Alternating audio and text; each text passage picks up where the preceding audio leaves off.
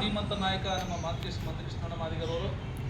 So ಅವರು ಇವತ್ತು ತೆಲಂಗಾಣದಲ್ಲಿ ಏನು ಒಳ ಮೀಸಲಾತಿ ಸುಪ್ರೀಂ ಕೋರ್ಟ್ ಆದೇಶ ಮಾಡಿದ ಕೆಲವೇ ದಿನಗಳಲ್ಲಿ ಇವತ್ತು ಅವರ ರಾಜ್ಯದ ತೆಲಂಗಾಣ ರಾಜ್ಯದಲ್ಲಿ ಒಳ ಮೀಸಲಾತಿಯನ್ನು ಜಾರಿ ಮಾಡಿ ಅಲ್ಲಿ ಜಯ ಗಳಿಸಿದಂಥ ಮಂದಕೃಷ್ಣಣ್ಣನವರ ಜನ್ಮದಿನವನ್ನು ಇವತ್ತು ಸಂತೋಷಭರಿತವಾಗಿ ನಾವು ಆಚರಣೆ ಮಾಡಲಿಕ್ಕೆ ನಮ್ಮ ಎಲ್ಲ ಯುವ ಮಿತ್ರರು ನಾವಿವತ್ತು ಕೂಡಿದ್ದೇವೆ.